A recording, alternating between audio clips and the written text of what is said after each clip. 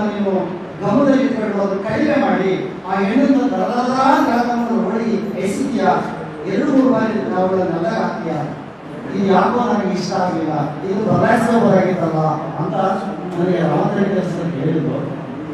ಆಮೇಲೆ ಈ ಸ್ವಲ್ಪ ಈ ಬೈಗಳು ಸ್ವಲ್ಪ ಅಲ್ಲಿನ ವೈಯಕ್ತಿಕ ಮನಸ್ಥಿತಿಗಳಿಗೆ ಅದು ಇರಿಸ್ಕೊಂಡು ಸರಿಸಿಕೊಟ್ಟು ಅದನ್ನ ಈ ಪತ್ರಕರ್ತರು ಕೂಡ ಇದು ವರಹಪಡಲ್ಲ, ಇದು ಹಿಂಸಾಯಣ ಅಂತ ಒಬ್ಬರು ಬರೋದು, ಸ್ನೇಹಿತರೆ ಬರೋದು. ಎಲ್ಲರೂ ನನಗೆ ಕೇಳಿದ್ರೆ ಇದು ಸ್ನೇಹಿತರ ಭಯನೋ ಯಾಕೆ ನಿಮ್ಮ ಬಗ್ಗೆ ಬರಲ್ಲ, ಅವ್ರು ನನ್ನ ಬಗ್ಗೆ ಅವ್ರು ಕಂಡುದವ್ರು ಬಂದಿದ್ದಾರೆ, ಅವ್ರು ನನ್ನ ಅಭಿಮಾನಿಗೆ ಬಂದಿದ್ದಾರೆ. ನಾನು ಹಿಂಸೆ ಕಡಿಮೆ ಮಾಡಲೇ ಬಂದೇನೋ, ಇದ ಹಿಂಸೆ ನಾಟಕದ ಮೂಲಕ ಸಣ್ಣ ಪುಟ್ಟ ಬದಲಾವಣೆಗಳು ಬೇಕಾಗಿತ್ತು, ಆದ್ರೂ ಮಾಡ್ಕೊಂಡಿದ್ವಿ.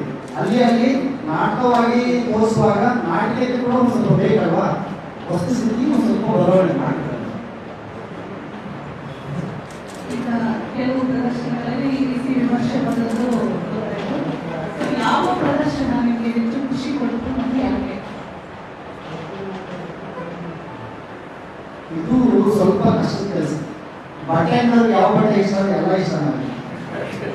ಈ ನಿರ್ದೇಶಕರು ನಟರುಗಳಿಗೆ ಎಲ್ಲ ಶೋಗಳು ನಾವು ಒಂದು ನಾಟಕ ಹುಡುಕುತ್ತೆ ಅವತ್ತಿಗೆ ಸತ್ತೋಗ್ಬೋದು. ನಾವು ಆ ಥರ ಕ್ರಮದಲ್ಲಿ ಇದ್ದವರು. ಯಾವುದೇ ನಾಟಕ ಸಾರ್ವಕಾಲಿಕ ಶ್ರೇಷ್ಠ ಅಲ್ಲ, ಹಾಗಾಗಿ ನಾಟಕ ಹುಡುಕುತ್ತೆ ಸಾಹಿತ್ಯ ಆ ಪ್ರದರ್ಶನ ಶ್ರೇಷ್ಠ ಈ ಪ್ರದರ್ಶನ ಶ್ರೇಷ್ಠ ಇಲ್ಲ. ಹೆಚ್ಚಿದ್ದು ನನಗೆ ನಾನು ಯೂನಿವರ್ಸಿಟಿ ಹಂಪಿ ಯೂನಿವರ್ಸಿಟಿಯಲ್ಲಿ ನಾಟಕ ಮಾಡುವಾಗ ಅದು ಜನ್ಮಾಂತರಿ ಕ್ಯಾರೆಕ್ಟರ್ ಮಾಡುವಾಗ ನಾನು ನಿಜವಾಗ್ಲೂ ಕಣ್ಣೀರು ಹಾಕಿ ಆಕ್ಟ್ ಮಾಡಿದ್ದೆ. ಅದು ಈಗಲೂ ಅದಕ್ಕೆ ಶಕ್ತಿ ನನ್ನ ಮೈಯಲ್ಲಿ ನಟನೆ ಇರೋದು. ಅದು ಅದ್ಭುತವಾದ ಒಂದು ಆ ಗಳಿಗೆ ನಟರಿಗೆ ಅವಾಗ ನಟ ಮೇಲೆ ಸ್ಟೇಜ್ ಮೇಲೆ ಜೀವಿಸ್ತೀವಿ, ಕೆಲವು ಸಂದರ್ಭದಲ್ಲಿ ಜೀವಿಸಕ್ಕೆ ಆಗಲ್ಲ. ನಾವು ಕೂಡ ಜಾರಿ ಹೋಗ್ಬಿಡ್ತೀವಿ, ಹಾಗೆ ಜಾರಿಗೂ ಉಂಟು, ಸ್ಟೇಜ್ ಮೇಲೆ ಬದುಕಿಗೂ ಉಂಟು.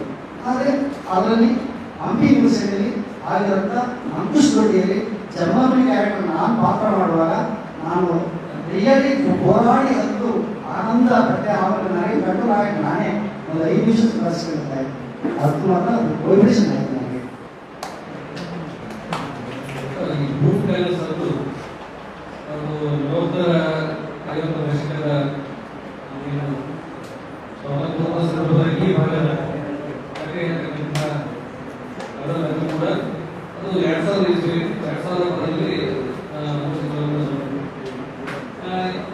ರಜಾಕರ ಈ ಹೋರಾಟ ಆ ಭಾಗದಲ್ಲಿ ಅಲ್ಲೇ ಆ ಕಾಲದಲ್ಲಿ ಮುಖ್ಯವಾಗಿ ತೋರಿಸ್ತಕ್ಕಂಥದ್ದು ಬದುಕಿನಲ್ಲಿ ಎಲ್ಲ ಕಾಲಕ್ಕೂ ಕೂಡ ಅದು ಒಂದೇ ಆಗಿರ್ತಕ್ಕಂತಹ ಅದ್ರ ಮೇಲೆ ಇರಲ್ಲ.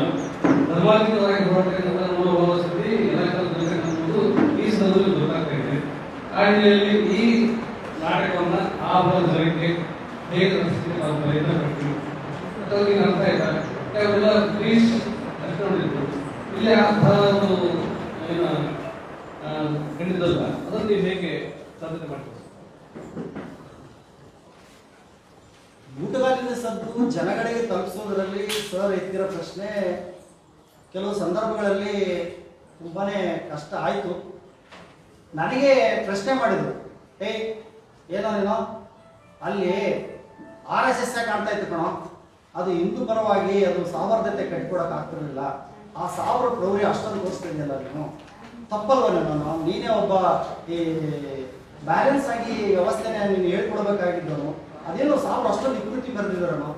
ಅವನು ಹೇಳ್ತಾನೆ ಕಾಶ್ಮೀರ ರಜ್ವಿ, ಕರೀಂ ಖಾನ್, ಈ ಹಳ್ಳಿಯಲ್ಲಿ ಯಾರಿಗೇನಾದರೂ ಮಾಡಿದ್ರು ಕೂಡ ದಲಿತರಿಗೆ ಮಾತ್ರ ಏನು ಮಾಡಬೇಡಿ, ಅವರು ದನ ಕರ ಕುರಿ ನಮಗೆ ಕೊಡ್ತಾರೆ, ಆದ್ರೆ ಮೇಲ್ಜಾತಿ ಹೆಂಗಸರನ್ನ ಅವ್ರ ಜೊತೆ ಸೋಬಾನ ಮಾಡ್ಕೊಂಡ್ರಿ ಅಂತ.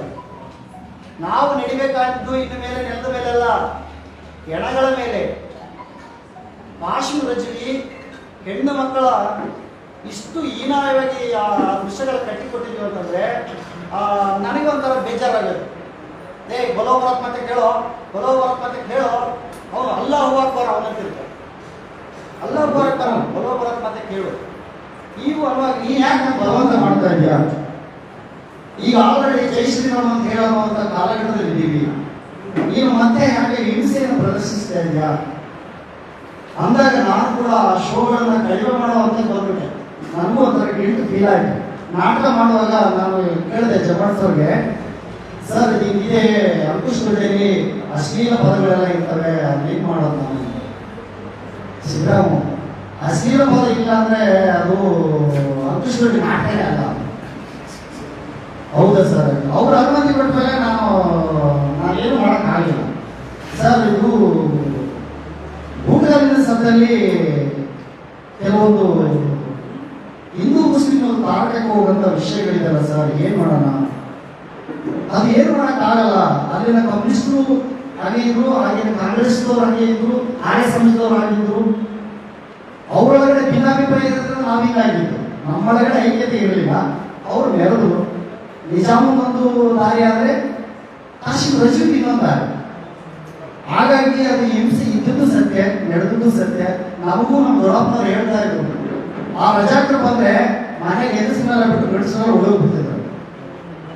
ಚೆನ್ನಾಗಿರೋ ದನಕರಗಳನ್ನು ಹೊರಗೆ ಹೋಗ್ಬಿಡ್ತಿದ್ರಂತೆ ಹೊಲಗಡ್ಡೆಗಳಿಗೆ. ಯಾಕಂದ್ರೆ ಅವ್ರು ಕೋಳಿ ದನ ಹೊರಗಡೆ ಹೋಗ್ಬಿಡ್ತಿದ್ರು. ಆದ್ರೆ ಇಷ್ಟು ಹಿಂಸೆಗಳು ಹೆಂಗ್ ಸರ್ ಮಾಡೋದು? ಸತ್ಯ ಭಾಸ್ಕರ್ ರೆಡ್ಡಿ ಅನ್ನೋ ಒಬ್ಬ ಹೋರಾಟಗಾರ ಆ ಕಾಲದಲ್ಲಿ ಬರುತ್ತೆ. ಈ ಗೂಳಿ ಕೆತ್ತಿದ ಕಾಲು ಅದು ಮೂಡಣದಲ್ಲಿ ಕೆಂಪಾವರಾಯಿತು, ಅದು ಸೂಚನೆ ಇದೆಯಲ್ಲ, ಅದು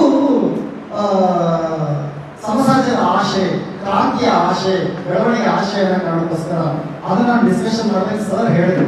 ನಾನು ಅದಕ್ಕೆ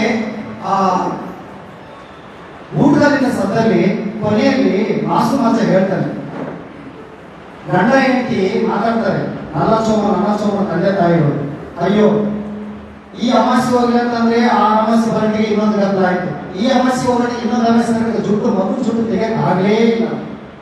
ಆ ಮಗು ಜುಟ್ಟು ತೆಗೆಯಕ್ಕಾಗಲೇ ಇಲ್ಲ ನಮ್ಮ ಕಾಲಘಟ್ಟಕ್ಕೆ. ಅವಳು ಏನ್ ಹೇಳ್ತಾಳೆ ಕೊನೆಗೆ, ನಮ್ಮನ್ನ ಹಿಂದೆ ಯಾರೋ ರಾಜ ಮಹಾರಾಜರು ಆಡ್ತಾ ಇದ್ರಂತೆ, ಅವ್ರು ಹೋದ್ಮೇಲೆ ಯಾರೋ ನಿಜಾಮರು ಬಂದ್ರಂತೆ, ಅವ್ರು ಹೋದ್ಮೇಲೆ ಯಾವ್ದೋ ಪ್ರಜಾಪ್ರಭುತ್ವ ಬಂದಂತೆ. ಇವರೆಲ್ಲ ಬಂದ್ರು ನಮ್ಮ ಬದಲಾಗ್ಲಿಲ್ವಲ್ಲ, ನಮ್ಮ ಜೀವನ ಬರೀ ಹೋರಾಟ ಮಾಡೋದೇ ಆಗೋಯ್ತಲ್ಲ. ಕೊನೆಗೆ ನನ್ನ ಮಗನ ಊಟಕ್ಕೂ ತೆಗ್ಸಕ್ ಆಗ್ಲಿಲ್ಲ ಅಂತ ಕಣ್ಣೀರಾಗ್ತಾರೆ. ಅದಕ್ಕೆ ಮಾಸುಮಂಜ ಹೇಳ್ತಾನೆ, ಅಳಬೇಡ್ರಿ, ನಾವು ಇಂಥ ಸಮಸ್ಯೆಗಳು ಬರ್ತಾನೇ ಇರ್ತವೆ,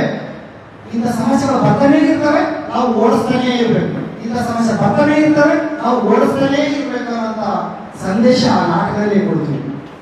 ಯಾಕಂದ್ರೆ ಅದು ನಮ್ಮ ಸಮಸ್ಯೆಗಳು. ನಾವು ಇವತ್ತು ಹೋರಾಟ ಮಾಡಿದ್ವಿ, ಸಂಘಟನೆ ಕಟ್ಟಿದ್ವಿ, ಹೌದು. ಇಷ್ಟೆಲ್ಲ ಸಂಘಟನೆ ಕೈವತ್ತು ಕಾಲಿವತ್ತು ಸಂಘಟನೆ ಇದ್ದುಕೊಂಡು ಆಗ್ಬಾರ್ದು ಅನ್ಯಾಯಗಳು ಆಗ್ತವೆ. ಯಾವ ಸಂಘಟನೆ ಯಾವ ಸಮಸ್ಯೆನ ತಡೆದಿದೆ, ಯಾವ ಬರವಣಿಗೆ ನಡೆದಿದೆ? ಎಲ್ಲವೂ ಅಧಿಕೃತವೂ ಅನಧಿಕೃತವೂ ನಡೀತಾನೆ ಇದೆ. ಹಾಗಾಗಿ ಆ ಕಾದಂಬರಿ ಕೊನೆಯಲ್ಲಿ ಈ ಸಮಸ್ಯೆಗಳು ಬರ್ತಾನೆ ಇರ್ತವೆ, ನಾವು ಓಡಿಸ್ತಾನೆ ಇರಬೇಕು. ಅಂದ್ರೆ ನಾವು ಕೂಗ್ತಾನೆ ಇರಬೇಕು, ಸಮಸ್ಯೆಗಳು ಬರ್ತಾನೆ ಇರ್ತವೆ.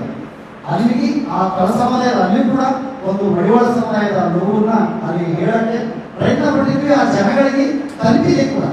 ಆ ಬೆಂಗಳೂರು ಜನಗಳು ಪ್ರಶ್ನೆ ಮಾಡಿದ್ದಾರೆ ಎಷ್ಟೋ ಜನ, ಈಗೆಲ್ಲ ಇದ್ದದಕ್ಕೆ ಕಾದಂಬರಿ ಬಂದಿದೆ, ಹಂಗೆ ಇದ್ದದಕ್ಕೆ ಕಾದಂಬರಿ ಬಂದ್ರೆ ಹಂಗೆ ಇದ್ದದಕ್ಕೆ ನಾಟಕವಾಗಿ ಗಣತ್ವ ಬಂದಿದೆ. ಕೊನೆಗೆ ನಮ್ಮ ಜಮಣ್ಣ ಸರ್ ಒಂದು ಮಾತು ಹೇಳಿದ್ರು, ಸಾಹಿತ್ಯ ಸಮ್ಮೇಳನದಲ್ಲಿ ಈ ನಾಟಕ ಅಂಕುಶ್ ನಾಟಕ ನೋಡಿದ್ರು. ಅವ್ರು ನೋಡಿ ನನಗೆ ಒಂದು ಮಾತು ಹೇಳಿದ್ರು, ಏನಂದ್ರೆ, ಸಿದ್ದರಾಮು ನೀವು ಮುಂದಿದಾಗ ಈ ಕಾದಂಬರಿ ಹುಟ್ಟಿದೆ, 81, 82 ಅಲ್ಲಿ ಕಾದಂಬರಿ ಬಂದಿದೆ. ಅದು ಎಷ್ಟೋ ವರ್ಷ ಮೂಲೆಯಲ್ಲಿ ಇತ್ತು, ಎಲ್ಲ ಗೆಳೆಯರು ಸೇರಿ ಕಾದಂಬರಿ ಮಾಡಿದ್ರು. ಎಷ್ಟೋ ಜನ ಕಾದಂಬರಿ ಓದ್ಬಿಟ್ಟಿದ್ದಾರೆ. ಆದ್ರೆ ಆ ಕಾದಂಬರಿನ ದೃಶ್ಯವಾಗಿ ಜನರ ಕಣ್ಣು ಮುಂದೆ ತಂದಿಟ್ಟಿದ್ದಲ್ಲ, ನಿಮಗೆ ನನ್ನ ಅಭಿನಂದನೆಗಳು. ನನಗೆ ಆವಾಗ ನನ್ನ ಇರುವಿಕೆಗೂ ಅರ್ಥ ಬಂತೇನು, ನನ್ನ ಅಕ್ಷರ ಜ್ಞಾನಕ್ಕೆ, ನನ್ನ ಕೆಲವು ಅಕ್ಷರ ಕಲಿತಕ್ಕೆ ನನಗೆ ಸಾರ್ಥಕ ಆಯ್ತೇನೆ.